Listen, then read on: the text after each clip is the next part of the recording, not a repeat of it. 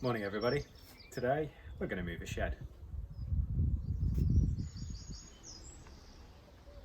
The shed's about 3 metres by 3 metres, that's 10 feet by 10 feet for Americans, and it's a very solidly built shed, weighs an awful lot, it's built with a plywood lining and it's going to take an awful lot of shifting. You certainly can't move it by hand. What I've done is I've emptied the shed and I've already extended the paving, so the paving here is new in anticipation of moving the shed across. Now what a lot of other guys do to move sheds is they jack them up, put something underneath to roll them on and simply roll the shed across. The trouble with sheds in the UK is like mine, they're often built on paving and they're only built with a 75mm gap underneath, that's about 3 inches. That just isn't big enough to get a trolley jack underneath to lift the shed up. If we could get it up, what we'd do is we'd put some brush steels underneath it or some scaffold poles and we'd simply roll it along on the scaffold poles or the brush steels. So we're still going to use a jack to move the shed, but what we're going to do is we're going to use a bottle jack and we're going to jack the shed sideways. Now there are bottle jacks and you can see that I've got two side by side here. You've got your typical 2-ton jack which you might use to lift your car. Now that isn't going to do the job. What you're going to need is something like this one. This is a 20-ton bottle jack. To overcome the friction underneath the shed without having the brush steels or the scaffold poles underneath, you're going to need a strong jack to actually push the shed across and defeat that friction. Of course, you're also going to need something to jack against. Now, luckily for me, what I've got at the side of the shed is I've got a garage base, a concrete garage base, which is very sturdy and can withstand the pressure of the jack pushing against it. You may have a house or an outbuilding or another concrete base, or you may have to install something that's sturdy enough to jack against. Now a word of advice, don't forget that many sheds are wired in.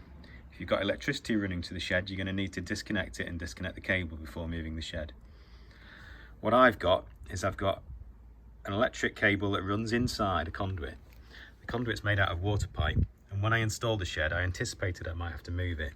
So what I did was I built a lot of slack into the cable. And you can see it slides through the conduit like that. And that means although I've disconnected the shed, it means I can move it and reconnect without having to recable.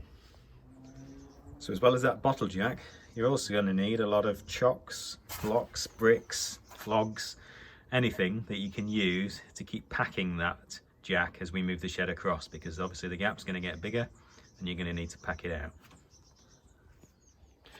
You're also going to need a spreader board like this. So this is a piece of 18mm OSB strand board, and that's going to spread the pressure across the side of the shed. Obviously you don't want to push the jack into the side of the shed and end up breaking the side of the shed. So this is my setup. I've got my chocks in place, got my board in place, I've got the jack in place.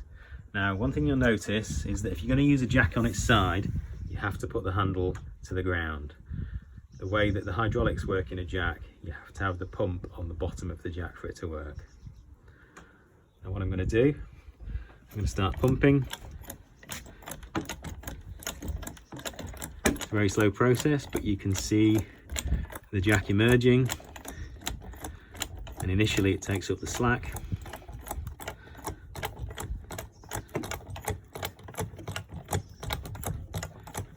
Compresses the chocks, but you just about hear the friction on the bottom of the shed now as it starts to move.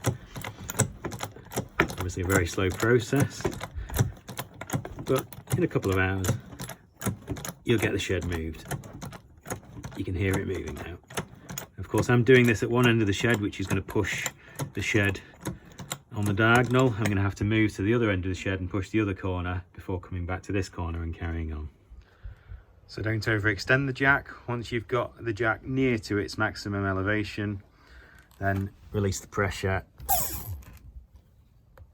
remove the jack, push it down, put some more chocks in, and off you go again.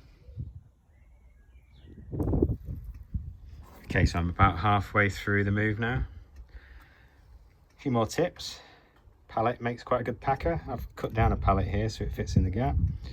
Piece of cardboard under your jack will stop the rivets and screws on the underside getting scratched. And last but not least, you may need one of these for your knees.